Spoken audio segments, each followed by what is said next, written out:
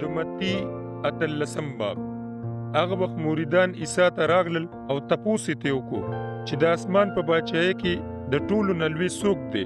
هغه یو ماشوم راوبللو او د هغوی په وړاندې یې ودرولو او ورته وویل چې زه تاسو ته دا وایم چې تر څو تاسو روا نه وړئ او د ماشومانو په شان نشئ، نو تاسو به هیڅکله هم د اسمان په باچایۍ کې داخل نشئ. هر هغه څوک چې ځان د دې ماشوم په شان عاجز کی، نو هغه به د اسمان په باچایۍ کې د ټولو نه لوی وي.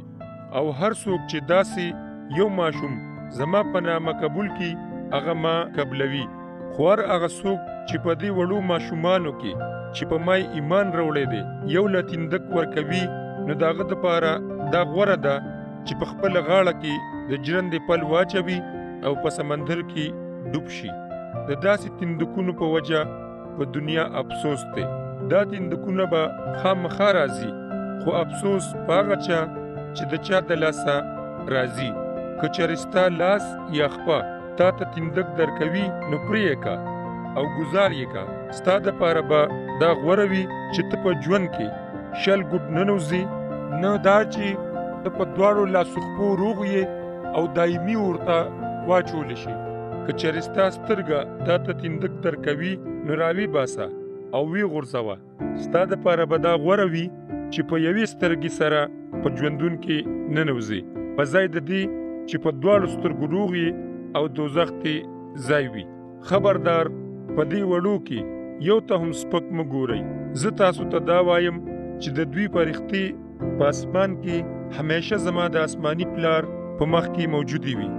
ستاسو څه خیال دی؟ فرض کړئ چې د یو سړي 100 ګډې دي، که په هغو کې یوه روکه شي، آیا هغه دا نورې یو کم 100 د هغې یوې د لټولو دپاره د غره په خوا کې پرې نږدي؟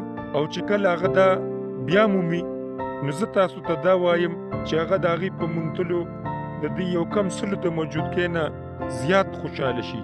همدغه شان ستاسو د آسماني پلار دا رضا نه ده چې د دې ماشومانو نه دی یو هم هلاک شي. که چېرې ستاسو یو ورور څه ګناه وکړي، نو لاړ شئ او هغه په پرده کې په دې ملامته کوي، او که هغه تاسو ته غوږ کېږدي، نو تاسو خپل ورور دوباره ومونتو.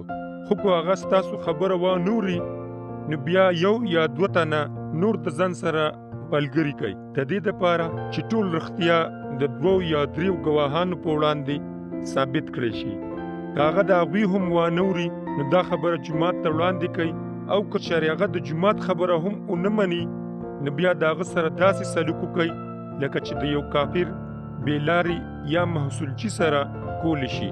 زه تاسو ته دا وایم، هر څه چې په ځمکه تاسو منع کړل، هغه به په اسمان کې هم منع وي، او څه چې تاسو په ځمکه روا کړل، هغه به په اسمان کې هم روا وي. زه تاسو ته دا بیا وایم، که چېرې په تاسو کې 2 تنه په یوه خبره یوه خوله شي، هغوی چې څه سوال وکړي، نو زما آسماني پلار به یې قبلوي.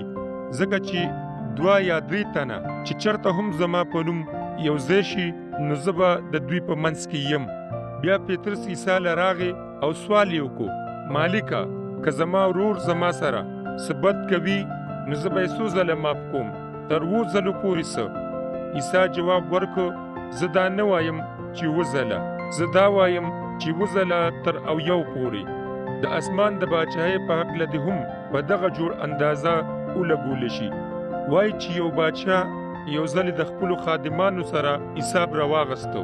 په اول سر کې یو سړی داسې پېښ شو چې د هغه قرضه په لکونو کې وه، خو د هغه سره هېڅ هم نه و. نو د هغه مالک دا حکم وکړو چې هغه دې سره د ښځې، اولاد او هر څه مال حال چې لري خرڅ کړی شي او قرض دې ته پوره کړی شي. سړی د خپل مالک په خپو پرېوته او ویل چې ما ته صبر وکړه، زه به ستا ټول قرض پرې کړم. په مالک د دې خبرې دومره اثر وشو چې سړی یې پرېښودو او قرض یې ورته وبخو.